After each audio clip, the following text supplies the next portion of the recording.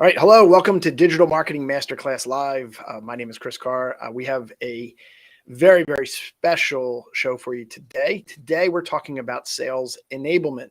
What I mean by sales enablement is what are the tactics and the hacks and the things that we can do from a marketing perspective to make sales easier, and how can we do certain things on the sales perspective on the sales and stay consistent with our marketing and our brand. So we have a very special guest, so we're going to dive right in. Whoops.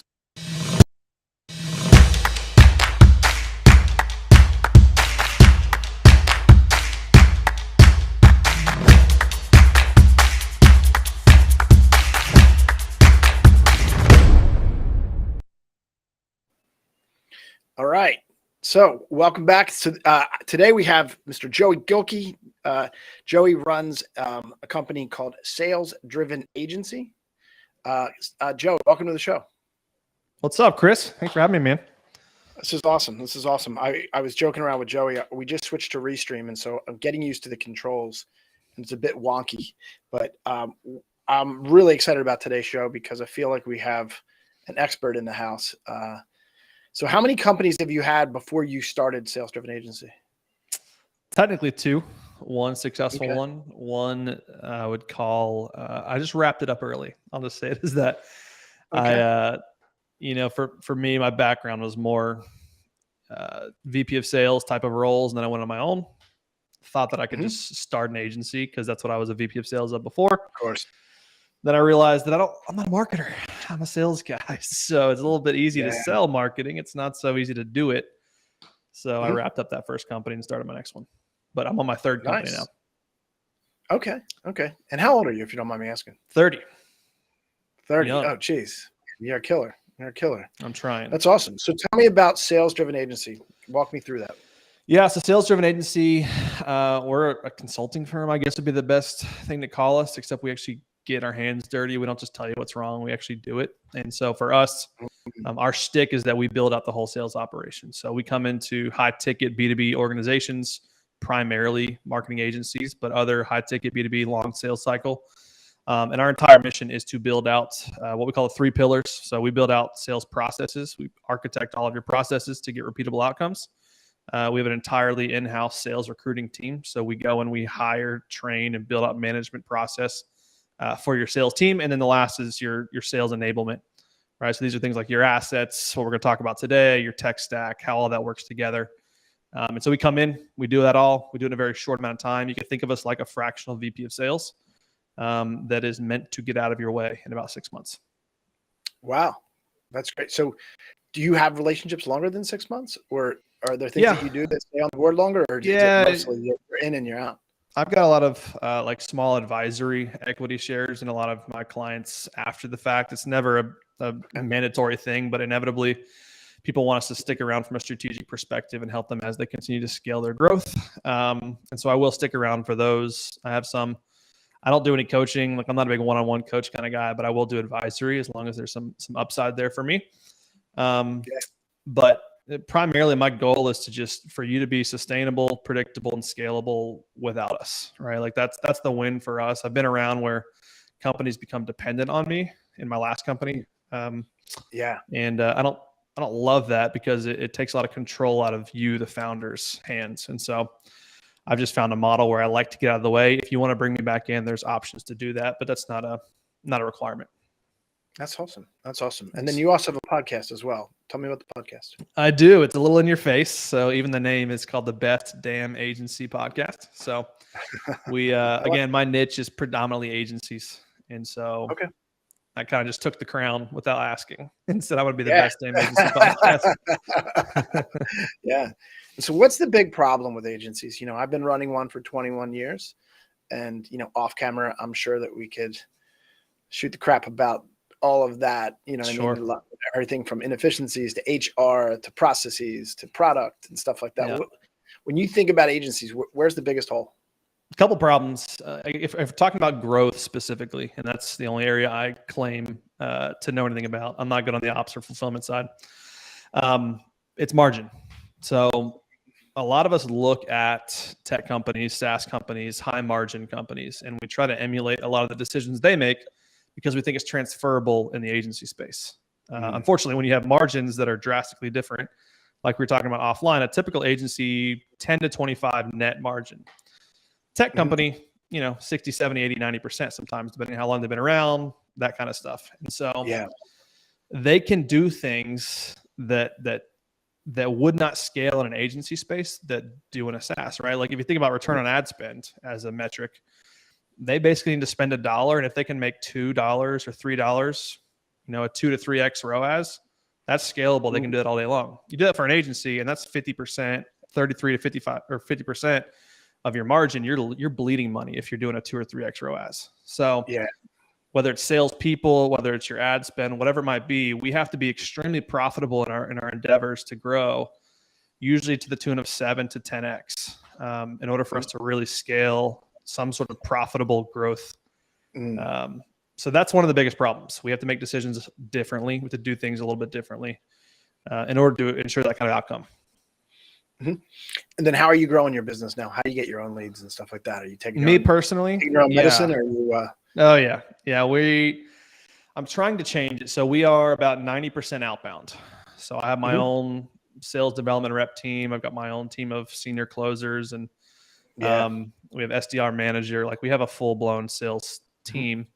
And I can run my team a little bit differently than an agency because I have 60% margin. So I'm kind of in between that tech company and the agency company in terms of how I can make decisions. So that's how I predominantly grow. Now I'm moving more towards inbound because I'd like to kind of mitigate some risk by having 50% of my growth or lead gen coming from outbound, 50% coming from inbound, and then just have referrals and things of that nature kind of be cherry on top, not count on it. I'm all about predictability, all about sustainability. And if I can accomplish that through, mitigating risk by having multiple channels to grow, that's my goal. So my focus for this year is dialing in our inbound because we have outbound pretty dialed. Yeah. I mean, I think that's one of the biggest things that we as a company, we help people develop. It's sort of like the compounding interest effect of marketing. So that essentially if you're pushing the ball at the top of the hill, it's rolling down the other side. But transparently, the hard part about marketing, right, is that especially when you start to get into SEO, when you start to get into these things, if you are ads only for lead generation, your CPA is so easily understandable. But when you start to put in long range efforts, you know what I mean, which usually are the things that compound, like trying to get return on investment on SEO in a reasonable time frame, you need 6 months of just the engine cooking just to even get some principal results. You know what I mean? Now, 100%. 3 years from now, you look back and you're like, man, almost all of our leads are coming from SEO. That's what we have with our clients. In other words, the number one source of leads is almost always SEO. That's a part of our approach, but I mean, it's a big part of our approach. Yeah. But if I was to look month to month on cost per acquisition, very difficult to do when you add long range and ads at the same time. Attribution. I mean, the weird thing is if you're doing marketing well, you're doing attribution poorly because you can't, right? If you're doing marketing well, you're doing a lot of different things. And then attribution becomes even more challenging. And therefore it becomes a little bit more challenging to identify which dollar spent drove this dollar in revenue, right? And so it's super hard. And I think that we're trying to crack the attribution code. I just don't think that it's fully possible if you're doing a lot of things, which, depending on your budget, you should be. Especially as I just talked about mitigating some risk, you need to have multiple channels. Like I'm very well versed in the M&A and private equity space. And so what's challenging about companies who are like ad dependent or even worse, like specific platform ad dependent, say your Facebook ads is how you've driven all your traffic. In sales, you're going to have a less of a valuation, a less of a multiple simply because of your dependence on that one channel. And so if you want to become more valuable, you need to have a lot more mitigated risk through an omni-channel growth approach, which is why I think companies like yours that kind of think holistically are super valuable for companies. Yeah, so I'm on the Forbes Marketing Agency Council, and one of the benefits of that is you get to blog for them. And I produced a blog. It's called it's about building your house on sand. And what I mean by that is that when you put all your eggs in one basket, you're one algorithm change away, one privacy Yes. update away from your sales. It can seriously plummet. Like I started my company in 2001, and I remember when you could do an organic post on Facebook and 40% of your audience saw it. Now it's like 1%, 2%. The You days. add a Those are link, the it's even days. less. It was like the gold rush, right? We thought those days would never Yeah. end. And that's when I started to understand how these platforms make money. You know what I mean? That's when it started to make me think, hey, you know what? I got to hedge my bets against that moment where they're going to switch into monetization mode, and you're Yes. going to be, you know what I mean? Because I love that you said that, because I think that that's one thing that we don't think about is what is the platform's end goal. And so, LinkedIn's a great example. LinkedIn organic was killing. I mean, I was averaging 40,000, 50,000 views a post 2 years ago, 3 years ago. Yep. Now I'm lucky if my post hits 4,000 to 5,000. Yeah. And a lot of it has to do with what do they care about now, and they care less about the content creator, and they care more about monetizing their ad, which unfortunately, Yeah. you got to care about the creator because they bring the audience, and the audience is who pays for the ads. The pinch that I'm seeing in LinkedIn is it's almost turning into Twitter. What I mean by that is that in the COVID era, everybody rushed to LinkedIn because they sort of had to. Yep. And now it's the saturation of posting is just incredible. So if you have no promotion strategy, what they want you to do is get used to the reach, and then they're going to charge you for it. You know what I mean? Like that's just like every platform. You know what I mean? So like it's kind of like a drug addict. It is a drug dealer. I'm not kidding. So like one of the things that I talked about in the article is that, you know what, like in the movie The Social Network, when they were literally talking about, they tried to make it a cool narrative, but essentially you had Eduardo Saverin, or I think that was his name, was saying, hey, we need to monetize. And then eventually they start talking, and then and Mark Zuckerberg is like, no, I want to make it cool. All right. But Mark knew in the back of his mind that if I can make it as cool as possible and as many people are driven to this thing as possible, essentially what happens here is, essentially what happens here is that when it gets enough saturation and enough people are putting in enough of their, enough of their content on there, and they get invested in engagement in their platform, they're going to get used to that traffic. And if it's cool, and we don't see the strings attached, we will dump into it. When it's not, you know what I mean? When it's not cool anymore is when you know that you're going to have to sort of pay for your audience. So you have to get them addicted early so that when you flip that switch, they're ready to go. I 100%. And I think I think that there's a good lesson to be learned there about like how, not just dependence, but I think that I hate, referencing Gary Vee because he's somewhat overutilized and a little cheesy in some ways, especially in the marketing world. I think he's brilliant from a content creation perspective, is he does talk about like, don't fall in love with or get romantic about a platform, right? It's a tool. Utilize it as such, utilize it for what you need it for. And then whenever it starts to no longer pull its weight in terms of the value, be willing to cut ties. And I don't mean cut ties, like get off the platform, but just know that you have to maybe reallocate resources somewhere else, right? Like I think Twitter is a really untapped space for B2B right now.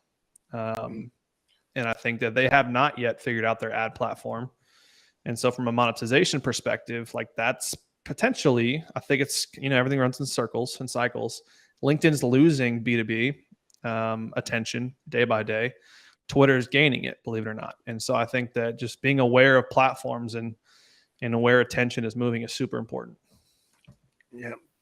But I think that the biggest challenge I have with Twitter is the same thing I have with YouTube, stuff like that, is I can give people great content and they attribute it to my brand, but getting them off a certain platform over to my website where they can get more information, that is one of the biggest challenge.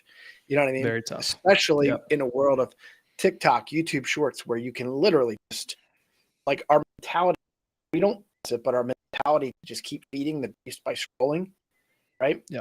But it's just one of those things that the click to get off is, it's going to be hardwired that we just don't click.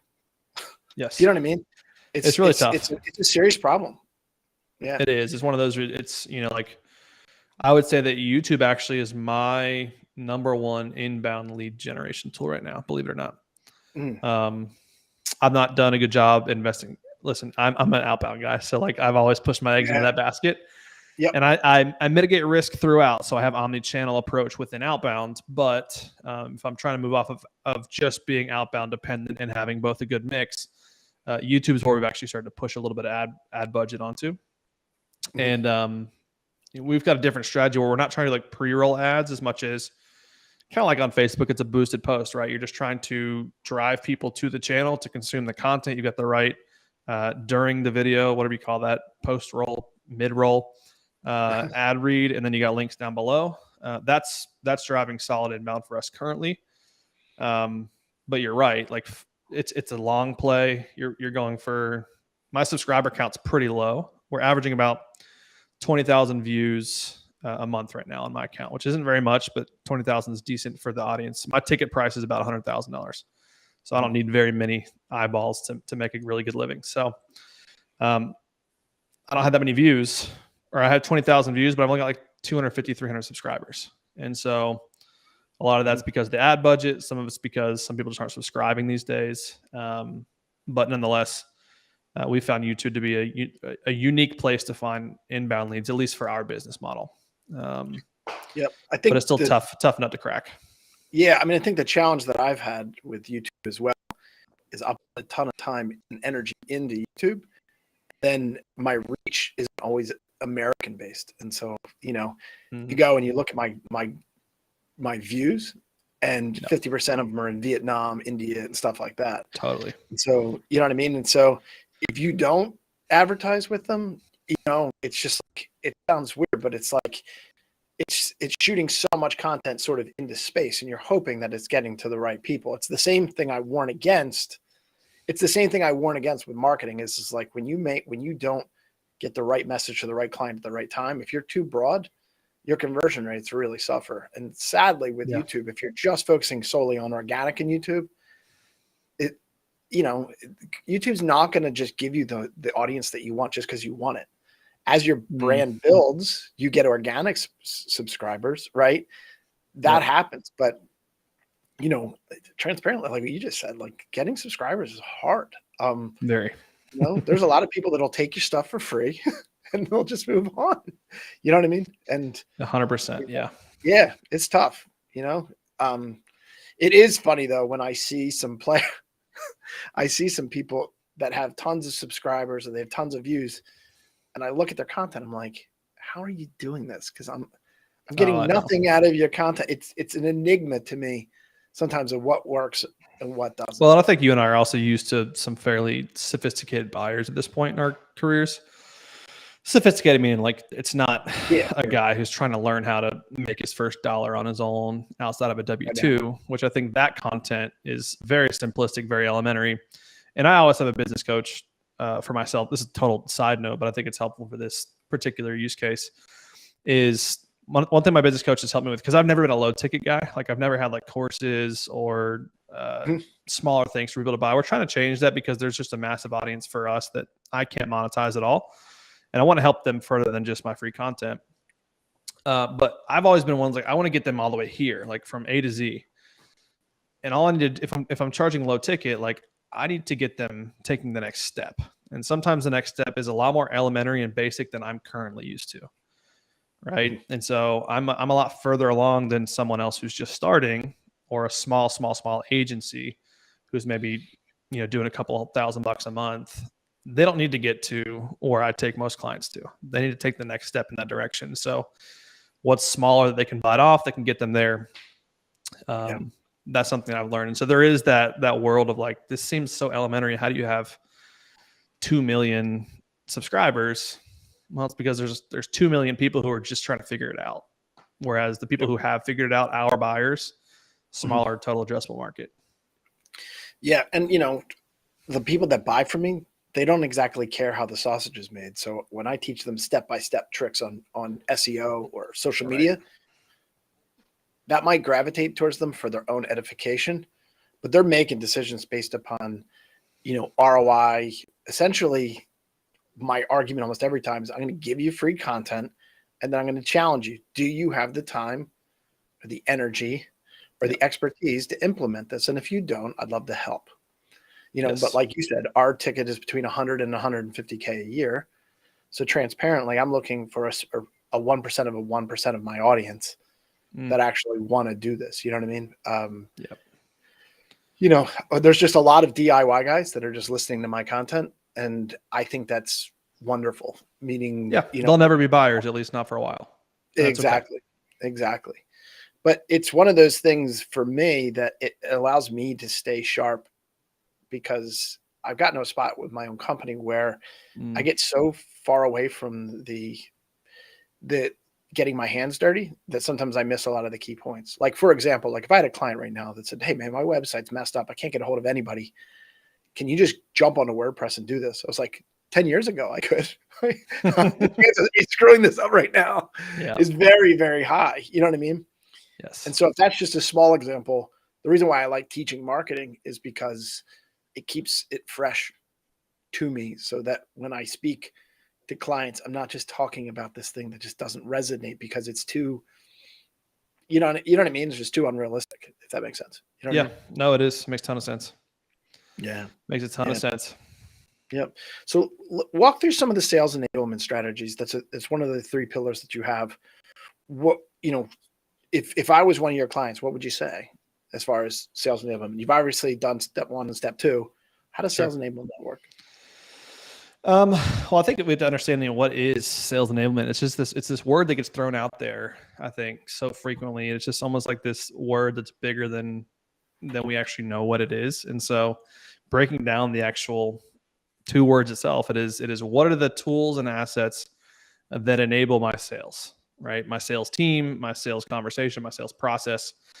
And so, it could be very simple, right? It could be having administrative people who are assistants for salespeople. That's enabling your sales team, sales enablement. But then you also have things that you're obviously excelling at, which is helping create content for different parts of the buyer journey, right? And so, in my world, where it's super long sales cycle, B2B, maybe multiple decision makers, is you want to essentially be creating content and putting it in front of your potential buyer, your prospect, your lead, whatever you want to call them. And the content should essentially be answering questions they're asking behind closed doors. And that brings up the most important point, which is don't just create content for content's sake, right? Don't just create enablement, because there's also things that disenable. What's the actual word there for the opposite of enablement? Disenablement. Yeah, there are things that are just a distraction, right? So like, I think Sure. that some people think too much about the content that's created, too much about the assets, and they don't focus enough on the process and focus enough on the buyer journey and really grabbing the hand of your prospect and leading them through their decision-making process. So I think it starts there. It starts with, what is your buyer's journey? What are the decisions that they're going to have to make? What are the questions they're going to ask? And how can you facilitate answering those questions for you, whether it be through content or whatever needs to be injected into your process? Yeah, that makes a lot of sense. I think one of the things that I joke around about with people that are in sales, and I make the same joke in marketing, is that, so I had this client. It's one of the biggest fintech companies in the world, but I was able to secure them for the one reason is that they're literally, I don't even know, they're probably 5 miles away. You know what I mean? And so a lot of times what you can do is sometimes you can win a war just simply about proximity. It's like, hey, I got a great argument and I'm close. Can I stop by? You know what I mean? Yep. And so that was ideal. But so we go and we're doing discovery, and we come in there and I was like, hey, I want to meet your team. And so we're in this conference room. Literally looks like I'm in the conference room at Google, like it's state of the art, stuff like that. Nice. I shake the hands of the marketing team, and then I shake the hands of the sales team. And then the weirdest thing happened. They started shaking each other's hands too, because they didn't even know each other. They were like, you know what I mean? And I was like, marketing and sales alignment. I'm just like, dude, like I should just leave right now, because what I've done just by this meeting is the number one thing you guys should have been doing all along. You know what I mean? Yes. If you don't know who you are, if you haven't had just conversations of, hey, what are you hearing on the ground? And you know what I mean? Like, sales is going to be, marketing is so out of touch. They're so slow. I don't have what I need. I'm not getting quality leads and all this stuff. Right. And it's always Sales always thinks marketing is the problem. And then Yes. marketing is like, dude, these salespeople are all rogue. They go off script. They say what they want to say. They find clients that aren't our ideal prospect and all this stuff. And if you were to ask, hey, what's marketing? It's like, it's a freaking sales problem. The reason why we don't have the clients and we're not efficient is because they sold anybody they could sell. Right. And so then you put them both in a room and I'm like, you know what? This is like marriage counseling. I think that if you guys would just take it out of email and just start to have normal conversations of what are you It's hearing? not a sales problem. It's not a marketing problem. It's a communication problem, right? Hey, seriously. It's not my wife's problem. It's not my problem. It's the fact that we are not communicating. Therefore, we are misaligned. Hence the buzzword sales alignment or marketing and sales alignment. Yeah, it's true. It's true. I'm trying to find this one stat though, that when it's done well, give me 1 second here. There it is. Let me see if I can share this. Well, I'll just read it. But essentially, from the there's a CEB study that was saying customers are already 57% through the purchase process before they approach a supplier. So when marketing is done well, right, it's going to reduce your sales cycle. It's going to be able to answer those frequently asked questions. It's going to be able to do those things to make sales jobs easier. You know what I mean? Yes. And so that when I think of sales enablement, I think about marketing that makes sales easier. But I also think that salespeople, when I go to a company though, I'm like, look, I can bring the horse to water, but I can't guarantee I can make them drink. You're going to have salespeople that can close. And if you screw up that handoff, you know what I mean? Like you're going to be blaming your marketing company. I'm like, look, I took them as far as I can take them. You know what I mean? I generated them. Oftentimes, I nurtured them. You know what I mean? Yeah. Oftentimes, if you look at, call it the pipeline analysis or the conversion rate from stage to stage in a pipeline, whether it's a sales pipeline or whatever you want to call it, there's typically an indicator there. And you'll see a big drop off of like, oh, here's where we're losing 37% of our deals in this particular stage. Well, that's when you should go to marketing and say, hey, what can we create in this stage? And you have a good communication, right? That's what we're talking about here is how do we have good communication to where you actually understand what needs to be created here, why are people falling off at the proposal stage, right? What do we need to create? What are the questions they're asking behind closed doors? What's wrong with the proposal? Those are things that we need to be measuring because at the end of the day, data tells a story. Yeah. And I think that we overemphasize the wrong data and we don't emphasize enough the right data. And I think that's a big piece of company success as well. Yeah. Especially when it comes to, if you're going to communicate, you better come with some data. Yeah. So ironically, I'm going to show you this thing. I think you and I went through it before. Are you able to see my screen? Yes. Yep. We do this sales cycle analysis. And in the beginning, what we do is we go and we have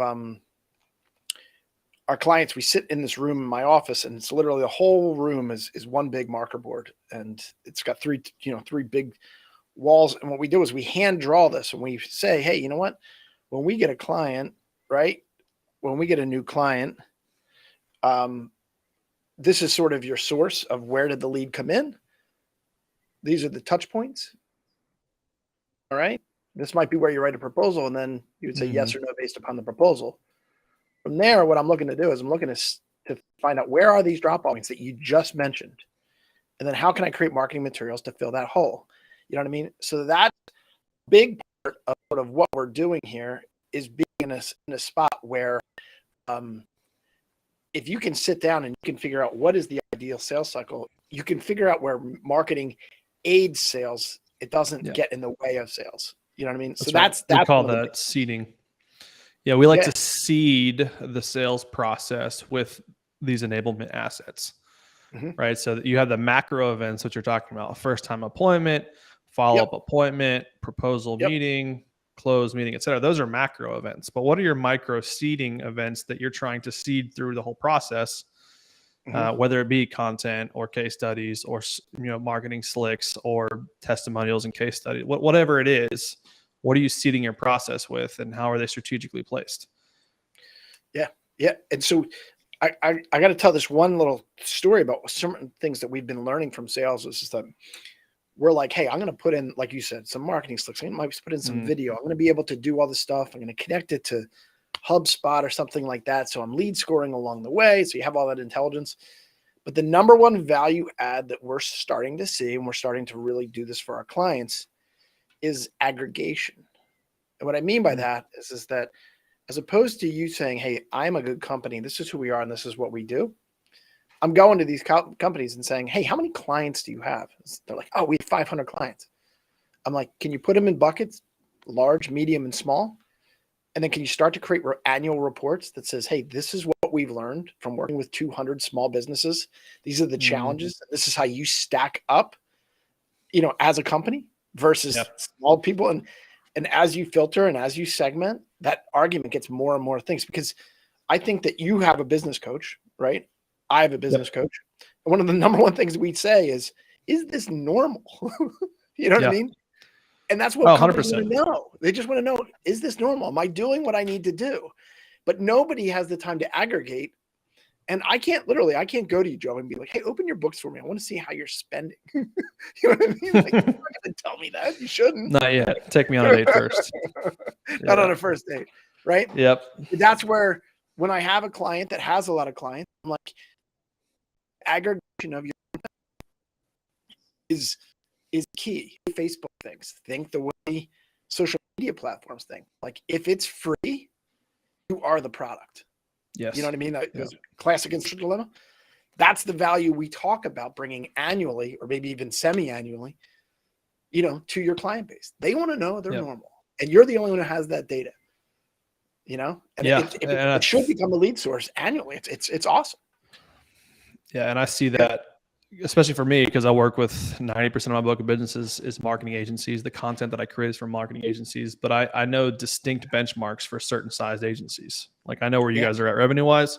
I could probably tell you the problems you guys are having, more than likely, based on the bucket you fall into, and the problems you're going to have when you get to the next level, and the problems you've already solved by getting out of the last bucket you're in. And so when you can do that, you can create conversations, create content. You have more authority, right? And we all know that transactions happen off the back of credibility. And so can you prove credibility in a sales process by speaking to the questions that they're probably asking behind closed doors are you a fly on the wall in their conference room when they're meeting with their leadership team? And can you speak to the conversations they're having? So like, holy crap, like these guys, they just know every problem, right? They know what we're thinking before we think it. And you can get even more specific. Like, for me, let's say hypothetically you were shopping to me, which you probably easily could. I would the things I would want to know from you are, my revenue size. Once you know your revenue size, it's like, hey, this is what we learned about people and hiring. This is what we learned about how many marketing materials have to go out and what they are, what the essentials are. Then I'm going to need to know, what are the sales materials I have. The average company my size has maybe 1 to 3 salespeople, unless they churn a lot. And then I want to be able to know the financials. And so there's are 4 annual ebooks that I would want to know from a company like yours, so that I don't have to figure out, hey, am I normal? Yes. So, you're on another podcast in about 7 minutes. So tell me 2 things here. Where are you going, and how do people get a hold of you if they wanted to use you? Where am I going? Like my company? Yeah. Man, I got a really big vision for what we do. So I'm kind of building, I want to be a one-stop place to help specifically digital marketing agency owners accelerate growth, simultaneously solve the ever-growing tension between marketing and sales and delivery. So growth and delivery side of things. And then preparing for them to exit. Again, I mentioned earlier, I've got a lot of contacts in the private equity and mergers and acquisition space. And so I know what they're looking for in an agency. And so I want to help agencies maximize their valuations so they can exit for a much bigger number down the road and have a much more seamless break when they do officially do it. And so my goal is to continue to build to that end. So right now I help from the sales operation perspective. I'm in the process now of trying to acquire a company that helps from the delivery perspective for agencies. I've got a mastermind for agencies that are doing 7 or 8 figures. And so I'm really embedded in the space. and I'm committed to it. And I really want to see agencies, which is a really tough business to run. So for all of you guys who are listening and you're looking at Chris's business, like, he's a badass, excuse my language, but the fact that he can get to where he's at running an agency, and agency's tough. We've got our inventory leaves every day at 5 o'clock and it comes back hopefully the next morning at 9. And that's our people. And so not only do we have to deal with that, but we have to deal with clients and their expectations for us. And so I want to make agency owners' life as easy as possible.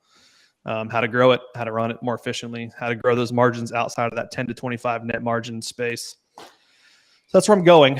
But right now, my feet are pretty grounded in sales-driven agency. So salesdrivenagency.com. That's where I spend most of my time is helping grow SDA to where I think we can go and be the resource we can be for agencies. So salesdrivenagency.com. You can find me on LinkedIn. I don't spend much time there anymore, but I still read comments and that kind of stuff. That's awesome. Joey, this is awesome. This is awesome. Let me give our listeners just one more plug about some of the things that we're doing internally. It's our goal to bring thought leaders like Joey onto the podcast as regularly as possible. We go live every Tuesday, Wednesday, and Thursday. But there's also a community that we're building. Literally it's brand spanking new about this week. It's called the Cmo Marketing Roundtable. It's a Facebook group. Our goal with that is to create a place where people can come in and they can talk marketing, they can talk shop, they can show some of their A/B testing, and we can give reviews. There can be podcast swaps, et cetera, et cetera. And then obviously there's our unique process. This is our unique process. It can be found at fairtechuniqueprocess.com.